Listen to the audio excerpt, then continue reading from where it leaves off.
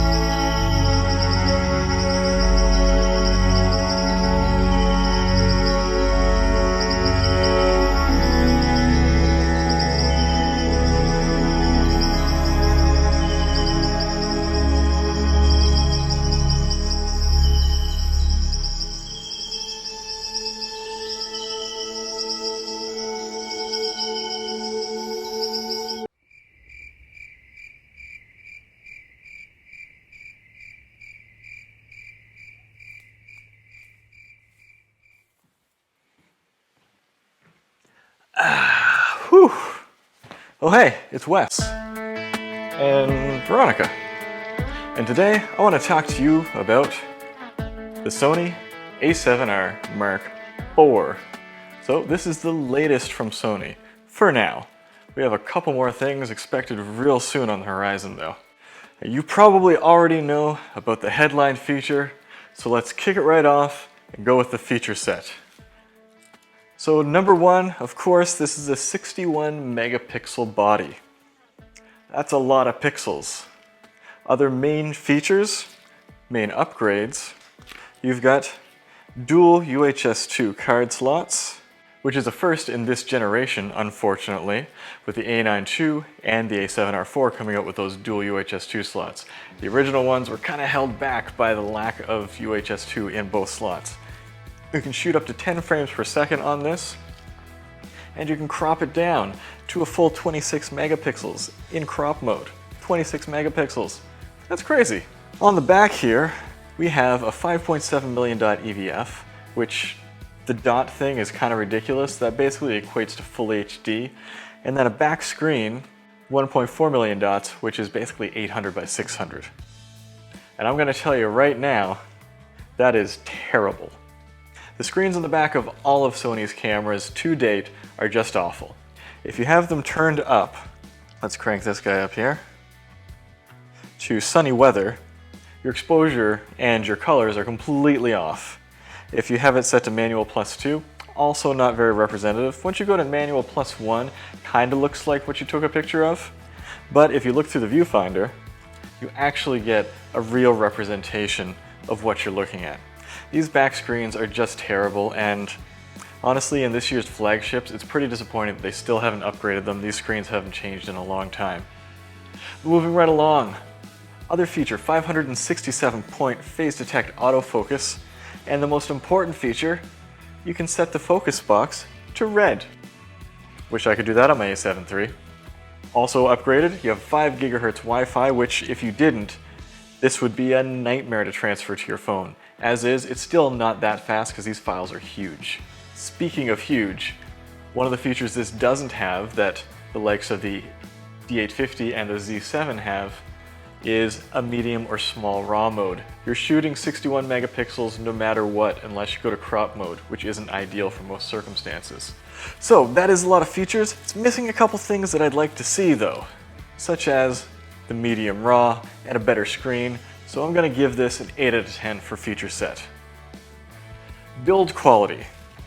This is, again, a new generation. We're talking our 4th generation of Sony camera bodies, and they have gotten a lot right here, let me tell you. Although this seems heftier and has a bigger grip than the previous generation, it actually feels lighter in the hand than the original A9. And you have an improved card slot door that's much more solid. But if you look closely, none of this is rubberized in here. So Yeah, it's going to be reasonably water resistant, but you still wouldn't want to trust it too much. That being said, I've used my A9 and a7 III in the rain a lot, and I've never had any issues. Mind you, I have had one issue with the A9. Just recently, my shutter button has become a bit hesitant. If you press it down all the way, no problem. It's just the half press. It's a common issue when you've had your camera wet too many times. But I'm not talking submerged in the ocean here, just normal rain, wear and tear. Gonna have to send that in for repair soon. You have a full magnesium body. It looks a little plasticky, but it really only is around these doors here, and they are new improved doors, which are great. They're solid, but again, I'm not sure that I would trust them to be full weather sealed gaskets. Now, I might be sounding a little more critical than you would expect because I'm a Sony user and this is a big upgrade. Why is that? Well, it's because since Sony's lines have come out, now we have the EOS R and the Nikon Z or Z series of cameras. And especially those Z series cameras, they have really shown us how rugged a small mirrorless body can be. So I'm going to give this an 8 out of 10 for build quality. Yeah, it's great, but the competition is still fierce there. Handling, that's another place where this has improved. This grip, once again, is bigger, and it slopes a little differently so that you can fit your fingers in around large lenses more easily. That's appreciated. I don't have huge hands, about average. It's still a little unnatural to keep my pinky finger on the bottom here. You gotta squeeze it right in. And I've handed this to taller people who find that there's just no room for pinky here. Again, the Nikon Z series does a better job at this. It raises the grip up a bit so that you can fit all your fingers in there much more comfortably. And we still have this flippy screen. So not only is the screen itself, the LCD panel, kind of an old design, this flippy screen is an old design. It's getting a bit tired in my opinion. I think that they could come up with something much more innovative than this. They're kind of resting on their laurels and just reusing old components here. And one big gripe that I have as someone who is a hybrid shooter, yes, you can just press the record button on the back to get a video going, but this camera allows you to customize all the custom buttons on the back of the camera when you're in video or photo mode. So in order to switch to video mode, you have a locking dial here that's always locked, that you need to rotate all the way to video, and then you get your extra features. Otherwise, you're just pressing record and there's not a lot else you can do. I like how this exposure comp dial is selectable locking, because I never use this dial, I keep it locked. I would have loved to have this button be selectable, but unfortunately it is not. Such as on the Nikon, there's a quick switch to go from photo to video. I would love to see this on these cameras, because we are expected to be hybrid shooters these days, and this does have great video quality. Additionally, on the usability side of handling, when you go to shoot a video, let's say I've been taking some pictures, and then I try to take a video, I can't do that. You have to wait for this to buffer out. And I am using the fastest memory cards that you can get from Sony, 300 megabits per second. But still, this camera will get you locked down. I'm not really sure why you can't continue recording video while you're buffering, because there is still memory in here. The buffer is not full. Those are the niggles that I have. Overall, it is still a great improvement and a great to handle body, but overall usability, 8 out of 10. It is solid. Image quality, 61 megapixel body, that is what you're here to see. So, does it deliver? Obviously it delivers on the pixels, that's what I came to find. There's no AA filter. This is going to press all of your lenses to the limit.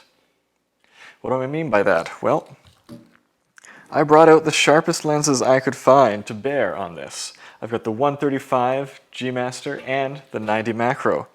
Both phenomenally sharp lenses, and honestly, you can kind of see the limitations of them when you're using this body. Sony talks a big game about their lenses being designed for 100 plus megapixel bodies. Well, that is true. You are still going to get diminishing returns. And so even at this level, at 61 megapixels, we are starting to get diminishing returns, even with the very best lenses. It is probably more than is absolutely necessary, but at the same time, if you want the most, you've got it right here. Beyond that though, there's more than megapixels when it comes to image quality.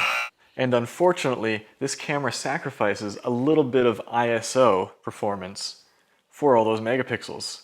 The a7 III, a much cheaper body, has significantly higher ISO performance. Now, once you take this image and scale it down with some good software, you're probably not going to be able to tell the difference. But if you need to use the whole image, your noise will appear much more readily than in the a7 III.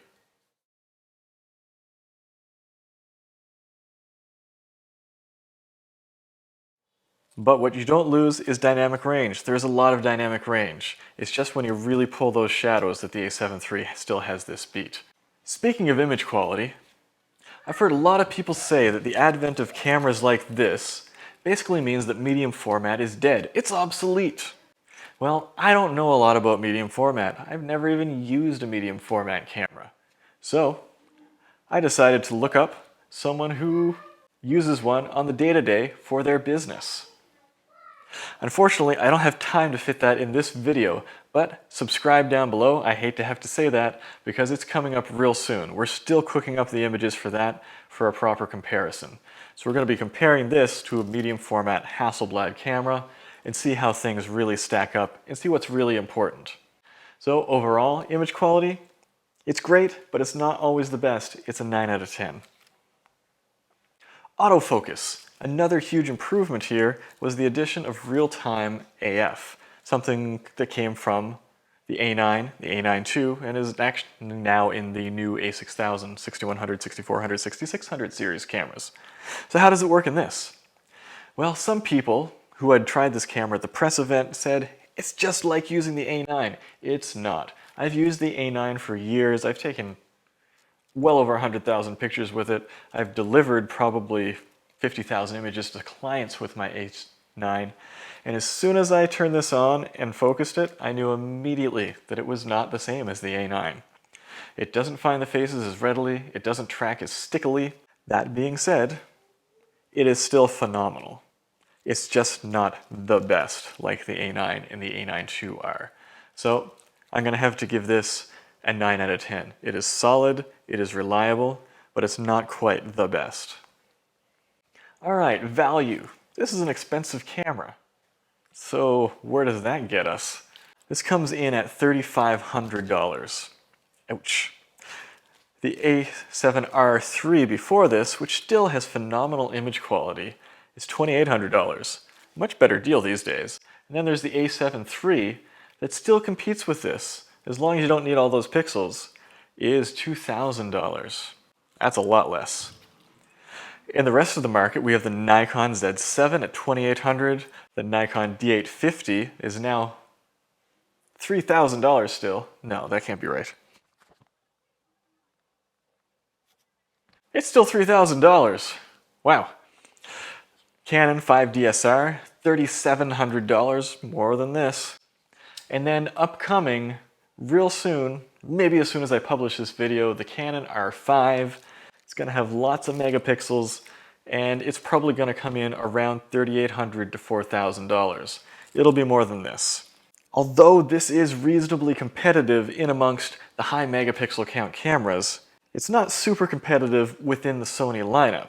Because again, you can take higher image quality photos with the a7 III just with less megapixels. So where does that land us for value? I'm going to give this a 7 out of 10. It's not a terrible value, but it's not amazing either. So that gives us a total of 49 out of 60. Let's talk my personal thoughts now. I know, I had a lot of opinions in there already, but personally, I could never buy this camera.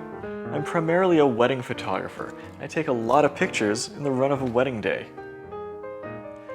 And I took this to a wedding, and honestly, it was a bit painful. Say during the first kiss or another busy part of the day, if you take a lot of pictures on this, it's going to be stuck buffering for a long time. Things get slow. It's a pretty snappy camera otherwise, but it gets bogged down very quickly with those giant files. And not having the ability to turn it down to a medium raw mode is just a huge fault in my eyes. It's already being done by Nikon with their high-resolution cameras, so I'm not sure why Sony decided not to do that. I don't know if they just want me to buy this and an a7 III. That's a terrible decision in my mind. If this did have a medium RAW mode, I would get it right away. I would love the versatility of it. When you're out in broad daylight, for a lot of stuff, the crop mode works because you have enough light, but you go inside, you start sacrificing some ISO performance, and obviously when you're indoors, you often need a wider field of view because you're in a smaller space. You crop in, you end up losing that. That's a tough call for me. Although this is a wonderful camera, it is not the camera for me. Is it the camera for you? I don't know. If you have any thoughts about this, let me know down in the comments. I'd love to hear it, love to talk about it. If you want to pick up one of these cameras, I've got links down in the description. If you want to see more image samples, I have tons of those. Follow the link down in the description. Follow the link down in the description to my website to see more. So, until next time, go take some exceedingly sharp photos.